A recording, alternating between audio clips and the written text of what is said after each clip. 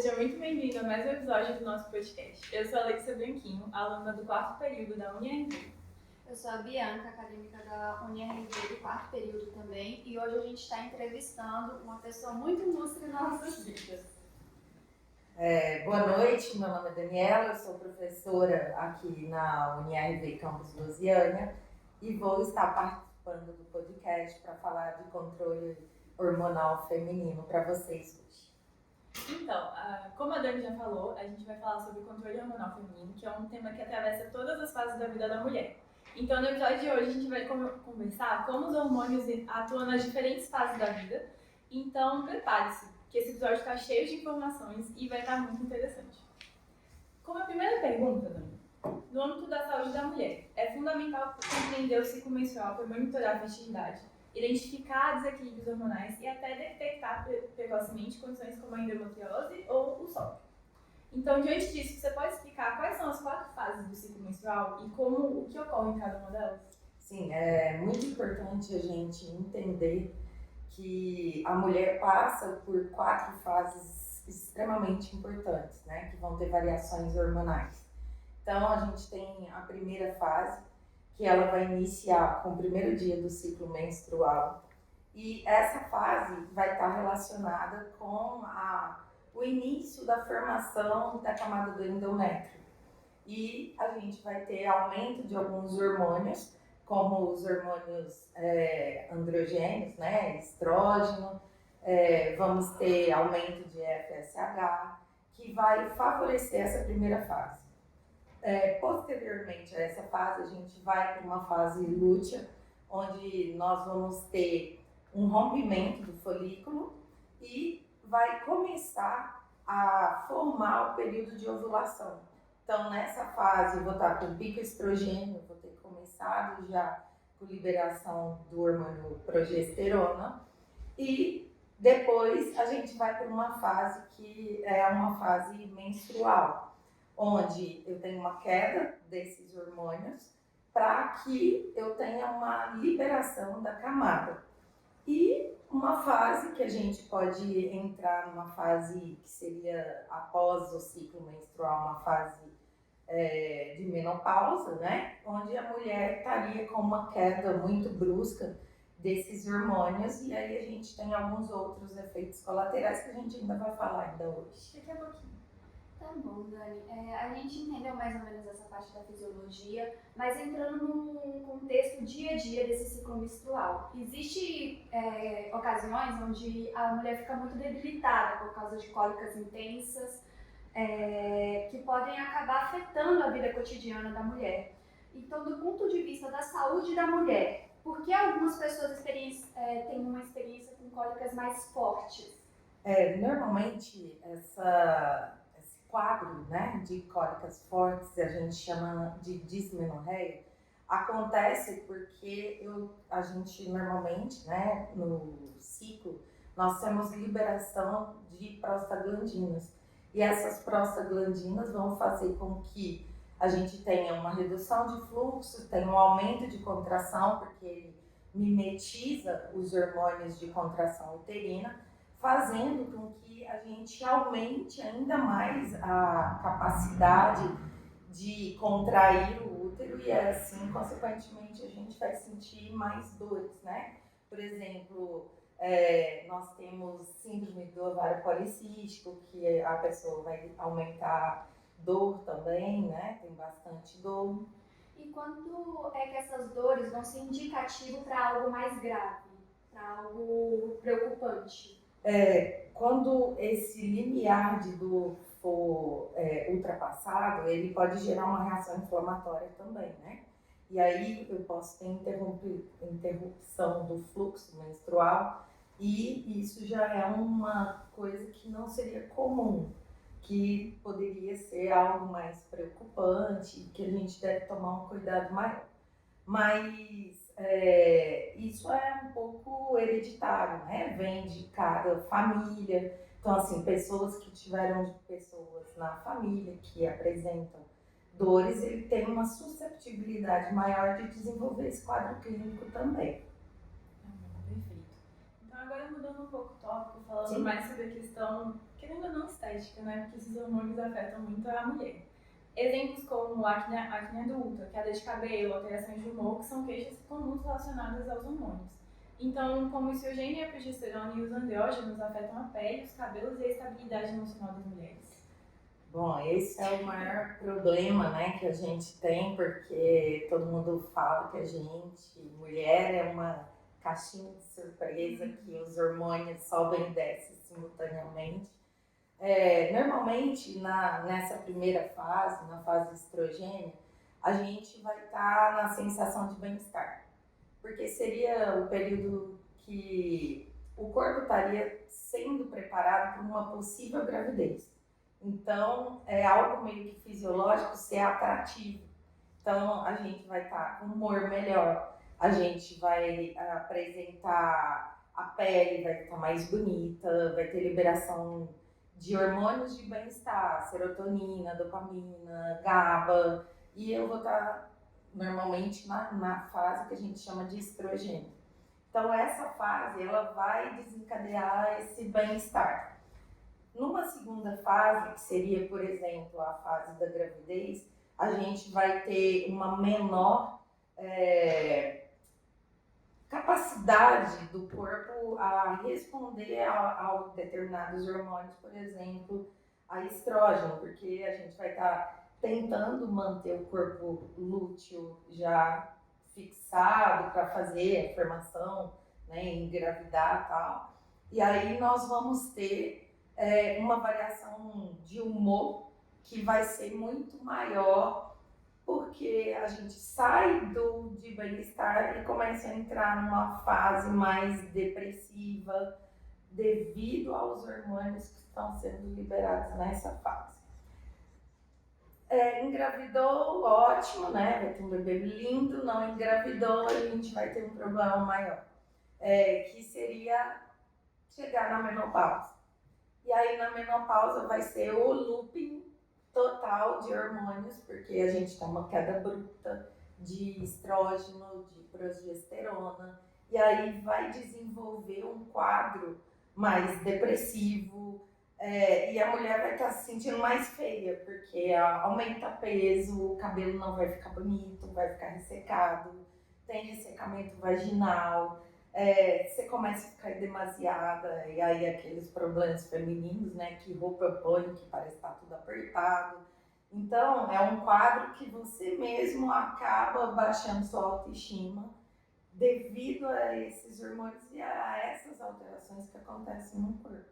É uma coisa que vai somando a outra. Então, a mulher, o hormônio já não faz ela se sentir bem. Aí ela vai ter essas respostas, cabelo ruim, pele ruim, aí vai se sentir pior. Então, ela tem que ser acolhida, né? Isso. E nós temos um problema maior que, às vezes, tem uma relação um pouco também com o estado psicológico da mulher, com o relacionamento que ela está, com a forma que a sociedade está visualizando essa mulher. Então, por exemplo, se ela não está empregada e ela já está com baixa de autoestima, isso pode piorar o quadro ainda mais. Nesse momento vocês citaram as alterações que o corpo da mulher acaba passando. E isso, durante a menstruação, a gente percebe que a gente fica mais inchada, que, querendo ou não, tem uma ação do hormônio ali que às vezes dificulta a perda de peso. E aí, a minha pergunta é, do ponto de vista hormonal, como o estrogênio e a progesterona vão influenciar diretamente o metabolismo e o peso corporal? Na fase estrogênia, a gente vai ter tá sendo liberado esses hormônios, né, que são os hormônios do bem-estar. Então, eu não tenho muito inchaço, eu não vou ter muito problemas visuais do corpo. Mas a fase progesterona, a gente já começa a preparar para o processo de menstruação. Então, começa a ter retenção de líquido, vai começar a ter problemas de inchaço e a variação do humor. Então, tem todo esse processo vai desencadear um quadro que leva a uma baixa autoestima, tem pessoas que ficam mais emotivas do que outras. Então, eu falo que a mulher, né, de forma geral, ela tem essa variação muito grande e essas alterações fisiológicas podem ser agravadas por uma liberação de hormônio que gere uma alteração inflamatória e essa alteração inflamatória vai gerar o edema.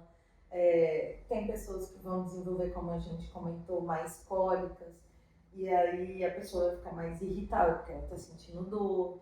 Então é um quadro mais complexo um pouquinho, né?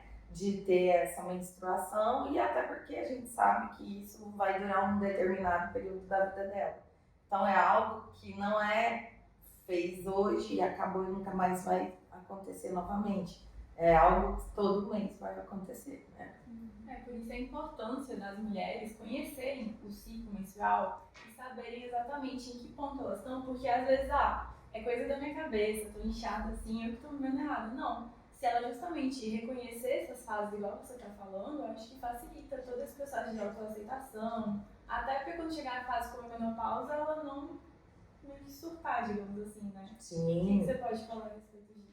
O que a gente aconselha é, primeiro, tomar cuidado com o uso de anticoncepcionais, excesso de bebida, cigarro, alguns fatores que podem propiciar uma formação maior de edema, melhorar, assim, por exemplo, com uma prática de atividade física e sempre valorizar a parte de autoestima, né? Para tentar, durante esse período onde a gente tiver as variações hormonais, essas variações não serem maiores do que o benefício que esse processo fisiológico causa. Que parece que a gente está falando só da parte de malefício, mas existem benefícios, né? Que seria propiciar uma gravidez, por exemplo. Então, é um processo natural. Só que algumas mulheres vão sentir mais dores, outras menos dores, mais variações hormonais, outras menos variações hormonais. E quando você tem uma susceptibilidade, por exemplo, à depressão, como trabalha mexendo em alguns neurotransmissores, você pode gerar um quadro de estresse muito maior do que normalmente. Isso pode influenciar no trabalho. Às vezes a pessoa que está perto do ciclo menstrual, ela fica um pouco mais agressiva, porque ela está sentindo alterações, ela não está bem, e aí ela começa a sentir essas fragilidades, né? Então, como você falou, é ideal que seja extremamente acolhida mesmo.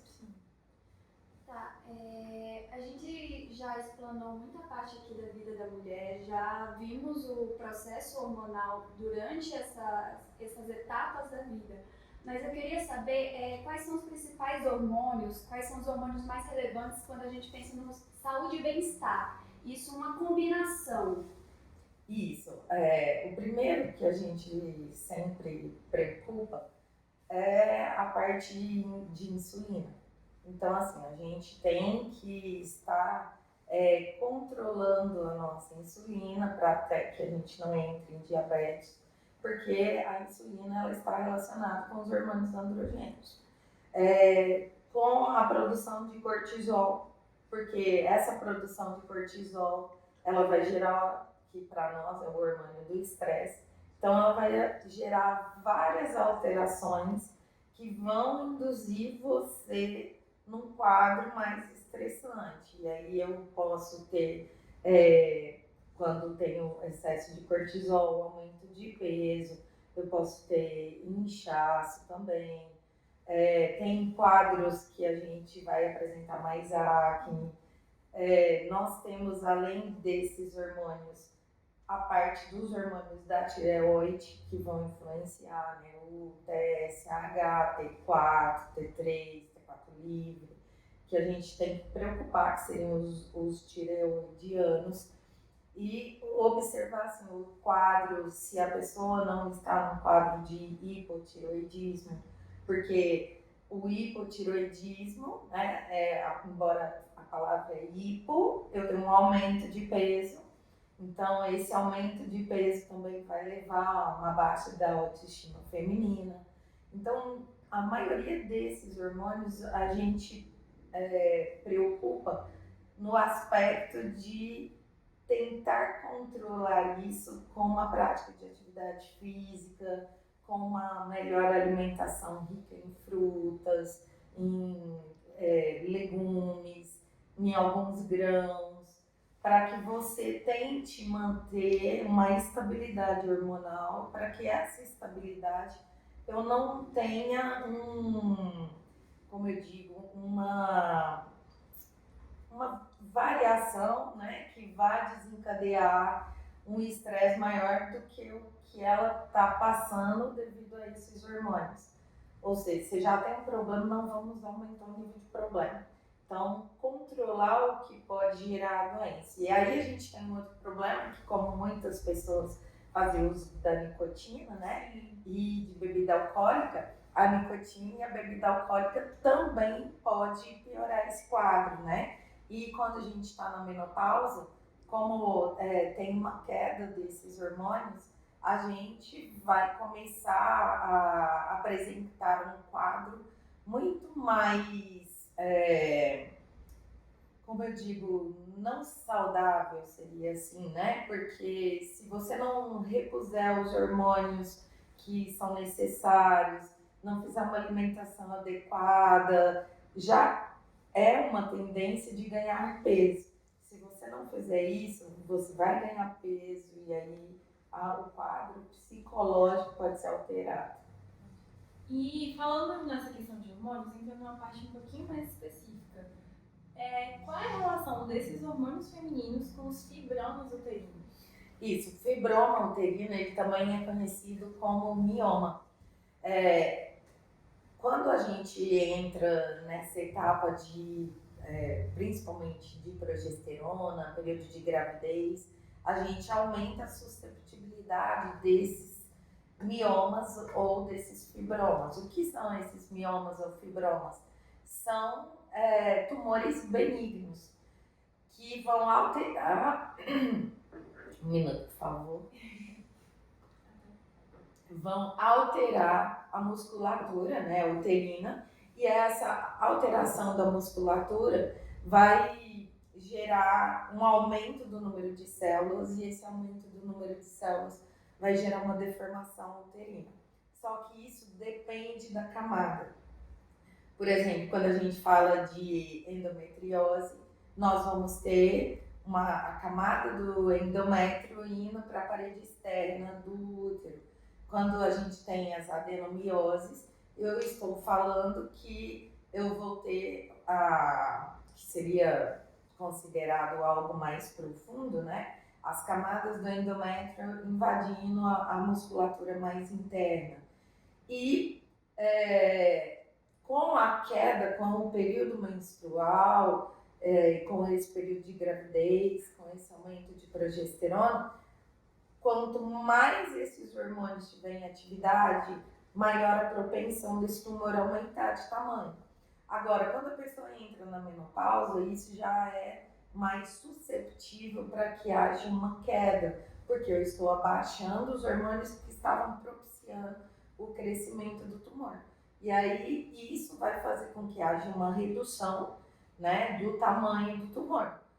Pode ser que ele reduza bastante, mas não é casos que hajam desaparecimentos. A gente tem que preocupar normalmente, né, indicar para as mulheres que elas façam a consulta ao ginecologista, que ela faça seus exames de rotina, porque dependendo da fase, da camada do útero que for atingida, pode ser que tenha que ser retirado o útero, ou tem camadas que não há essa necessidade. E existe formas de prevenir esses miomas ou controlar o crescimento? Você falou algumas, no caso da menopausa, né, que acaba que não cresce tanto, que não vai crescendo tanto, mas em quesito estilo de vida, como a gente faz? Isso, dentro do estilo de vida, seria a prática de atividade física, favorece o não acontecimento. Não usar alimentos que propiciem um tipo que a gente chama de mutação, que seria uma diminuição, por exemplo, de alguns fatores que condicione que a sua célula tenha um estímulo constante e que esse estímulo se transforme em um tumor benigno. Então, uso de cigarro, de bebidas constante, uso de enlatados, de carnes embaladas que são ricas em compostos nitrogenados. Então, assim, os embutidos. Então, todos esses fatores, que são os fatores que a gente fala externos, mas não esquecer que eu tenho radiações que podem fazer alterações, né? Por exemplo, pessoas que trabalham com raio-x têm que tomar muito cuidado, porque isso pode levar a uma mutação, e a mutação pode desencadear um tumor. A princípio, a gente está falando dos miomas, mas isso também, se a pessoa tiver um fator genético na família, isso pode propiciar que isso venha no futuro ter uma malignidade. Então, por isso, a constância, o ginecologista, o cuidado maior de fazer todos os exames para evitar um dano e um problema que talvez no futuro você tenha que retirar o útero, por exemplo. Mudando um pouco de assunto, Sim. muitas mulheres notam alterações na libido em diferentes momentos da vida e ficam em dúvida se isso está apenas ligado a fatores emocionais. Como esses hormônios influenciam o desejo sexual feminino e por que a libido muda tanto ao longo da vida da mulher? Normalmente está relacionado com os hormônios androgênios. Então, no momento que a gente está uma quantidade maior de estrógeno, é o momento que nós estamos querendo propiciar que o corpo se adeque para uma futura gravidez. Então, como esse primeiro momento está acontecendo, é o momento que você vai estar com a libido alta. Então, é fisiológico.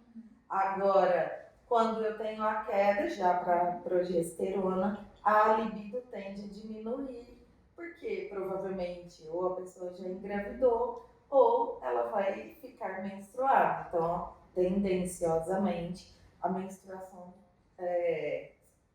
acontecendo, né? Pode ser que essa libido aconteça.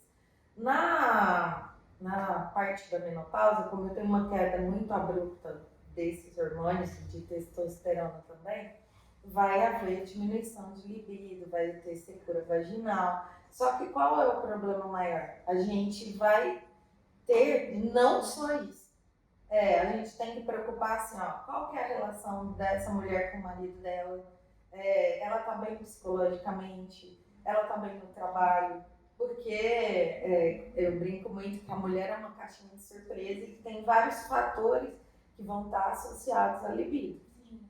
Não é tão fácil a gente ter uma dificuldade de ter uma libido se eu estou bem no meu relacionamento.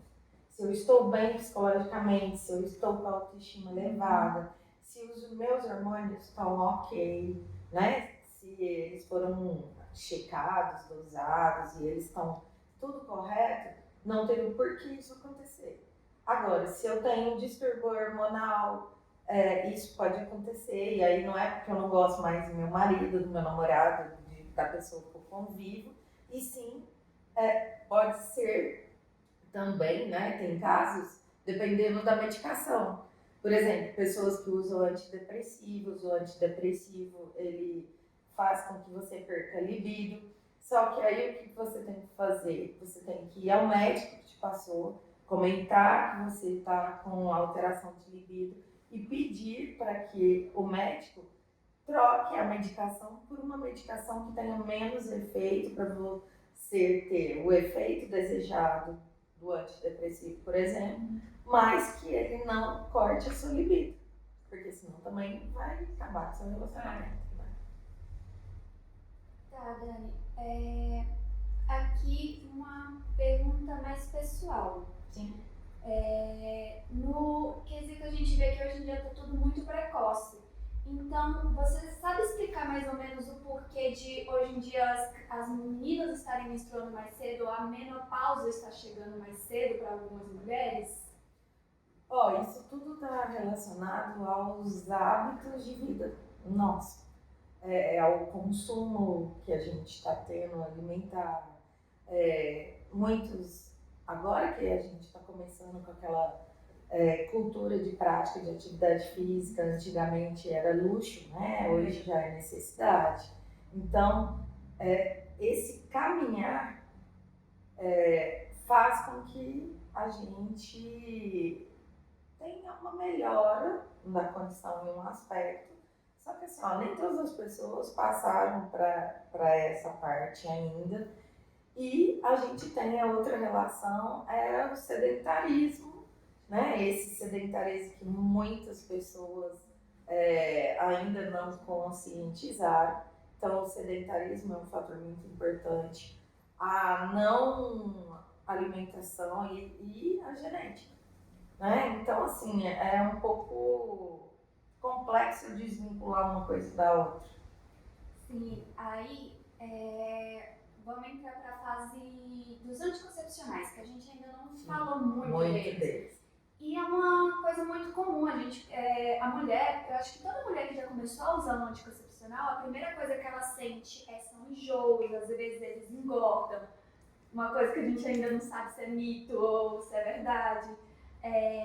Algumas pessoas sentem mais essa queda de cabelo e tudo mais. Então, essas alterações que os anticoncepcionais podem fazer no corpo feminino.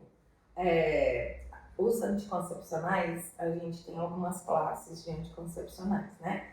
Então, os que fazem a parte de elevação de hormônios que vão bloquear a ovulação, eles vão tendenciosamente diminuir um pouco a libido. E aí, essa tendência de diminuir um pouco a libido vai fazer com que também, né, como um dos hormônios seria, por exemplo, vai mimetizar a fase de progesterona, aí a gente vai estar um pouco com a libido um pouco menor, só que vai propiciar inchaço, propiciar edema. E o anticoncepcional, ele leva à fragilidade vascular. Então, pessoas que têm na família uma susceptibilidade a desenvolver coagulação disseminada, pode ser que ele entre em trombose. Então, assim, os anticoncepcionais são importantes, que são métodos contraceptivos para que você evite uma possível gravidez indesejada. Mas é necessário que, para você usar, você tenha um cuidado maior com a sua saúde. E se você está tomando um anticoncepcional, por exemplo, injetável, o injetável, por mais que você fique tranquilo que você vai ficar um mês inteiro, você tomou hoje, vai ficar um mês livre, você concorda que uma quantidade de hormônio grande que você está recebendo ao mesmo tempo, por mais que ele é de liberação prolongada, mas ele vai fazer maior retenção porque ele gera processo inflamatório, gera vasodilatação e gera edema, tá? Então, não é que você engordou, você inchou. Agora uma pergunta que é meio polêmica. A mulher pode engravidar mesmo usando anticoncepcional? Que isso assusta toda mulher, né? Pode. Isso vai depender do como ela está tomando esse anticoncepcional. É um método contraceptivo confiável, só que se a taxa de hormônio que está sendo utilizado for um pouco menor que o que o corpo dela está trabalhando, significa que poderia ter escape. Então, ela pode ficar grávida. Ela está fazendo uso do anticoncepcional, hoje ela tomou de manhã, aí ela esqueceu, aí ela tomou 2, aí ela esqueceu de novo, aí ela tomou mais 2. Então, ela não está seguindo a prescrição da bula. Então, porque a prescrição é que você tome um por dia no mesmo horário, que normalmente muitas das pessoas não controlam, né? E às vezes até esquecem. Então, é sim possível que aconteça. E a outra coisa muito importante que a gente tem que tomar cuidado, que é muito falado, né? É quando a gente fala da pílula do dia seguinte. Muitas pessoas não querem usar anticoncepcional porque fica inchado, porque tem vários problemas relacionados ao anticoncepcional, enjoo, dores, né? Tipo na mama. E aí eles preferem falar assim, não, se eu tiver relação sexual e acontecer alguma coisa, eu tomar pílula do dia seguinte, tá tudo certo. Só que vai dar tudo certo na primeira vez. Só que se você fizer isso com constância, o seu corpo vai começar a desregular todos os hormônios. E aí pode ser que um belo dia você tomou e ele não foi o suficiente para controlar e você ficar grávida. Entendi. E tem preferência do dia para tomar isso ou estando no mesmo horário todo dia tá tudo ok? De manhã, de noite?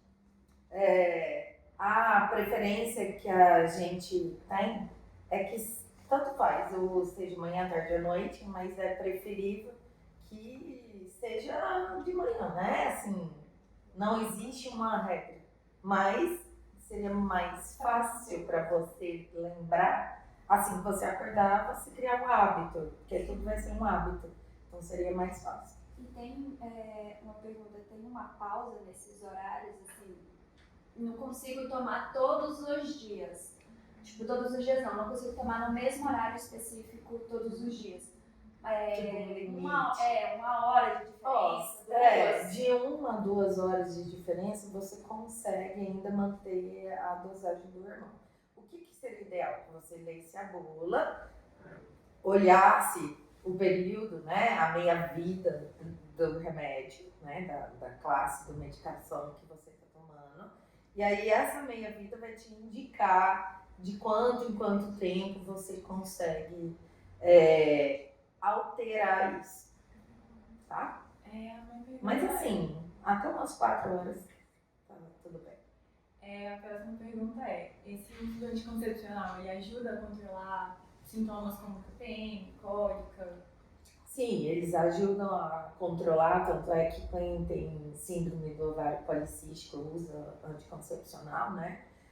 Como preventivo para as cólicas, porque ele vai auxiliar na diminuição desse sintoma de cólica, vai melhorar a pele, porque você está usando hormônios que vão favorecer um quadro melhor.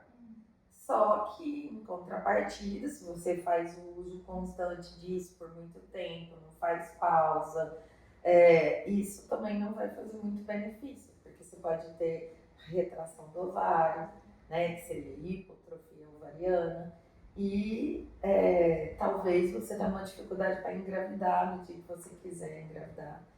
Parar, você tem que fazer um tratamento, dependendo do que você estiver utilizando. Isso ressalta a importância do acompanhamento ginecológico, né? Sim, isso ressalta a importância do acompanhamento ginecológico, ressalta que talvez ao invés de você tomar um anticoncepcional, você possa usar outros métodos contraceptivos que talvez permita que você tenha uma vida normal, né, com seus hormônios de forma normal, mas que fique mais fácil assim para lidar, né? Não tenha tanto problema de efeito colateral.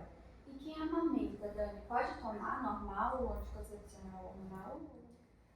Normalmente a gente indica, né, que em alguns quadros no período de amamentação a gente não tenha o uso do anticoncepcional, porque dependendo do anticoncepcional vai depender do hormônio.